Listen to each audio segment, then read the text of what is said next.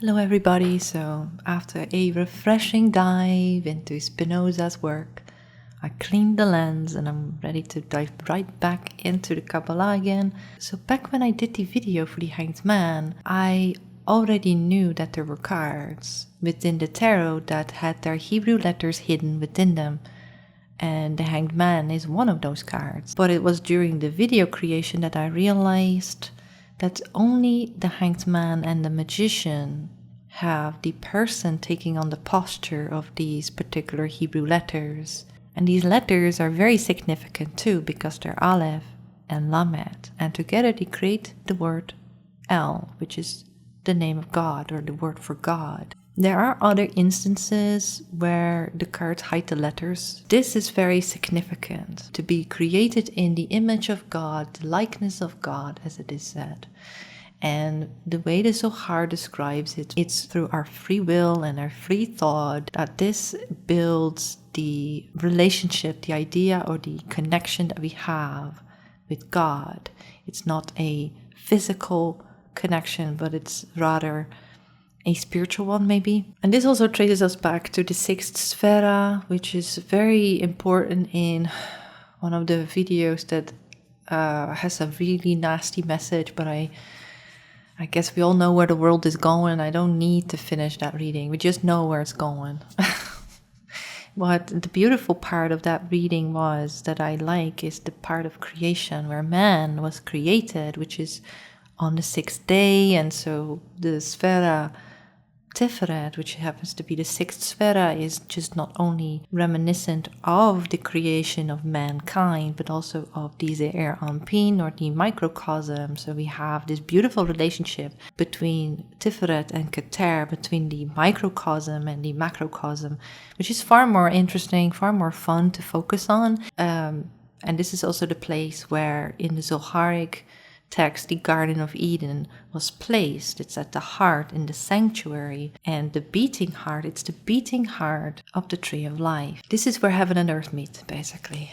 So the tarot has Christian roots, and this is one of those hidden features within the cards. And so we see the likeness of God return to us in the form of the magician and the Hanged Man, and these two also have an interesting relationship, because if you were to place them together, they can be near adversarial perhaps, but their empowerment lies in very different factors. I would almost say the opposite, opposing factors even, where the magician is, you can definitely see that in Crowley's version, especially, where the magician is free and he is still bound, right? You still see those traces of his relationship with the Hanged Man. The Hanged Man is very different. He seems to be nailed down. He is basically, through acceptance and sacrifice, this is his destiny, this is his lot, so to speak. So these two have already established a very interesting experience when placed in vicinity of one another.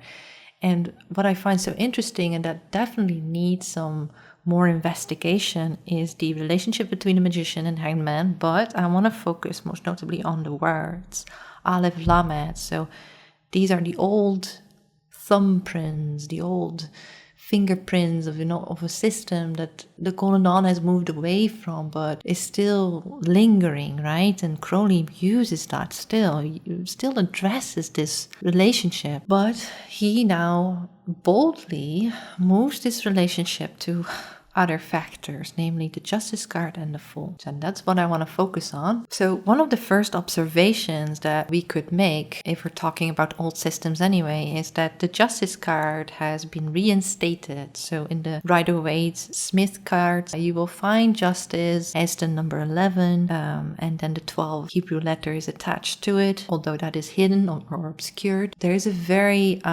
important relationship here that needs to be addressed, that ties to the letter Chet, as well as to maybe the essence of strength, which is tied to the letter Tet. But I don't want to make it too complicated. It's just that Crowley has a very intricate understanding of the tree of life, and it comes forwards. Okay. So we see the justice card. We see the justice card as the number 8, yet still tied to Lamed. Justice does not lose its new progressive feature of Lamed. It didn't revert to the old system. It still got its progression attached to it. So that's important to remember. So why the number 8, but still keep Lamed? And I think the answer is hidden within the following passage. It is the final adjustment in the formula of Tetragrammaton when the daughter redeemed by her marriage with the son is thereby set upon the throne of the mother. Thus finally she awakens the eld of the All-Father. This is very interesting. As you can see daughter, son, mother, father. So we're going all the way back. We're tracing all the way back. So the daughter is represented by Malchut. You can find her as a princess or a page. The son is, of course, the heir Anpin is Tiferet, is the 6th Sfera, and you can find the son as the prince within the Crowley deck or the king within the other tarot decks within the Rider-Waite. And then there's, of course, the mother, which is Bina, and then the father, which is where we're going all the way back. And he does not say just the father. He says the eld of the All-Father, which is kind of interesting to me. We start with the daughter, and the daughter and the son seek a union, which sounds very wrong, but that is basically what is implied here. It's let's just call it Shekhinah, which is the bride that seeks union with the son in this case. And then I explain in one of the Ezekiel World videos that Yesod is always seeking union with Malchut. And when that happens, life happens. And that is basically the point why justice has to be the number 8, because the 8th letter is Chet, which is the first letter for the word Chai, and because it's the first letter, it has its property of Chai encapsulated within it as well. Now, Chai is used for Yesod, which is where masculine and feminine seek to join in union. And so we see that the Justice card begins to imply this union, first and foremost by expressing itself through the essence of Yesod in the modus of Chai, of life. So that is one part of it. Justice card connects with Geburah, so it goes from Tiferet to the 5th node, the node of force within the tree of life. And from here, because it's the 8th letter Chet sort of attached to it or implied, it will walk the 18th path, which is the path towards Bina. Now, usually we will find the chariot there, which is also very typical because the chariot has a strong connotation with the world as well. But we see that from Malchut all the way to Bina, we see that the Justice card implies this whole path, keeping the old tradition alive, yet perfecting it, I guess, refining it in a way. It's very impressive, very impressed with this. So it traces all the way back to the throne of the mother. And so in the Zohar, it is written that Bina requests the light from Chokhmah, which then, all of creation flows forth from. So this is through consent and at the request. So there's no other way, there's no forcefulness between creation and God. We're talking about going back, we're talking about climbing that tree. Now the only way that can happen, and this is from the Sefer Yetzirah, there's something called the Ruach, the emergence of Ruach. And this is very typical because I've been going through a bit of a darkness myself, but it's through the darkness, and they liken it to they call it windstorm, which the word is sa'ara, which is kind of interesting, isn't it? But it's through this storm, these stormy clouds, that the Ruach, the spirit, manifests itself. And here we come to battle the evil husks. And these evil husks must be breached before we can enter into the mysteries. Another point that is important is the heights of the universe. It is stated that they are related to a feminine principle of creation, namely and especially that of Malchut, the daughter in this case. And it's through meditation, and here the hanged man comes into consideration. It is through meditation on the 12 infinite lines of the universe that one can enter into Malchut and then begin to climb the tree. So these old fingerprints are still very, very viable and still have to be taken into consideration when reading, especially Crowley's work. There is another hint that I'm picking up on, and it's of a book that is written prior to the existence of Kabbalah. And it was first written in Aramaic, and then later on a baron from Rosenrode translated it into Latin, and then the founder of the Golden Dawn, Samuel MacGregor Mathers, translated that work into English now. So it's very, very probable that either Crowley read the translations of Samuel or he read the work in Latin himself. So this book describes a world before ours, and this was a world that was ruled by ancient kings, Edomite kings, and they represent the unbalanced force. And so fittingly, the Book of Concealed Mystery, or also known as the Book of Concealment, opens with the following sentence: a book balanced on scales. And Samuel himself translates it furthermore as, for before there was equilibrium, countenance beheld not countenance. Now, there is a bit of a difference in translations between two bodies of work that I own of this book, but I'm going to stick with Samuel's work in this case because it's the most relevant to the card. It is obvious, I guess, that with countenance is meant the microcosm and the macrocosm. And then in the other body of work, which has it translated so beautifully, it's very poetic. It continues with, secrecy within secrecy was prepared and arranged in a single skull filled with crystalline dew, membrane of air, purified and sealed, those strands of clean fleece hanging evenly, will of wills is revealed through prayer of those below. Secrecy within secrecy.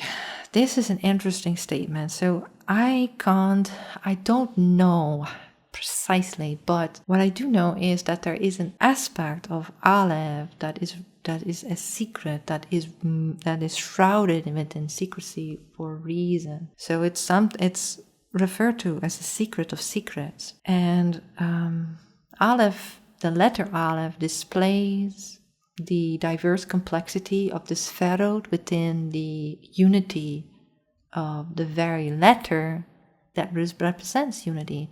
And then there's another factor that's interesting that for me personally highlights the interesting shift, the difference between a justice and a hanged man card. One is that of to teach, which is le'alafa, and then we have the hanged man, to me personally, which is to learn, le'melav. So that's interesting. And so the question is asked, why is Aleph the first letter in the alphabet? And it says here to indicate that an individual's primary responsibility is to understand the mystery dwelling within the letter Aleph, learning about the paradoxical nature of divine unity. Here we see once again Crowley's Fool and the Magician return. There are a couple of other things tied to Aleph, but I want to move on or else the video becomes too long. I may spend some time on the Fool card, but I want to focus on this particular passage. So in order to understand Crowley's intent, we have to move on a little bit further into the work. Samuel continues on to translate it, and he says this equilibrium hangs in the region that is negatively existent within the ancient one. And then it is sort of explained that is a sprouting of the seed hidden within Keter, which is then unfurled and creates the other spherod. And then in his form, he writes, in his form, the form of the ancient one, exists the equilibrium. It is the incomprehensible, it is unseen. The Justice card leads us from balancing the scales back to a state of equilibrium existing prior to the manifestation of duality. It is actually a process that is also described within one of the texts. either in the Yetzirah or Zohar texts. But that doesn't matter. The Lamed is the balancing of the scales, and Aleph is, of course, representative of the enduring equilibrium that is to be found within Keter. This potential is already shown within the way the letter is written, where a polarity can be already detected, but they are equalized. And once again, we see the relationship again with the hanged man springing forth. But this is justice, not the hanged man. Samuel correlates the ancient one with the crown, Keter, and I'm personally not quite sure if that is a mistake. But it's safe to assume that this is also what Crowley means with the Eld of the Allfather. In the ancient days of the Allfather, there's clearly a play on the ancient rulings that occurred of a state of existence that happened prior to ours, as well as a play on word by using the all, by using the word all in terms of El and the aspect of one, namely Keter. And I find Crowley's wording to be a bit more correct in that sense. The other part is within the symbolism represented by the balancing of Venus and Saturn. This part is also strongly expressed within the Book of Concealment, that judgment, and I'm going to lay that into Saturn in this case, that judgment was to be weighed with compassion. And this is where we see that if justice were to be associated with the aspect of strength, it would be the aspect running between Chesed and Gevurah. So we see strength now suddenly coming here, right? The relationships are already been touched by switching the cards around as well. Another way to express it is that Venus harmonizes anything it comes into connection with. So you could say that Netzach is a reflection of Bina through the lens of Tiferet. So we see that they are on the opposite ends of the triangle, yet they are both feminine in their expression. And that is namely through Gevurah, the path of justice, that this feminine essence is inferred to Netzach on the masculine pillar. And so the balancing of scale is actualized that way as well. And yet again, we see the return of the feminine principle. Anyway, that's basically, there's much more to say, but I want to end it here. These thoughts are still kind of like hanging somewhere, right? But I've been brooding on this one for quite a bit, and I just needed to get out of my system. I hope you thought it was interesting, and I hope you have a nice day.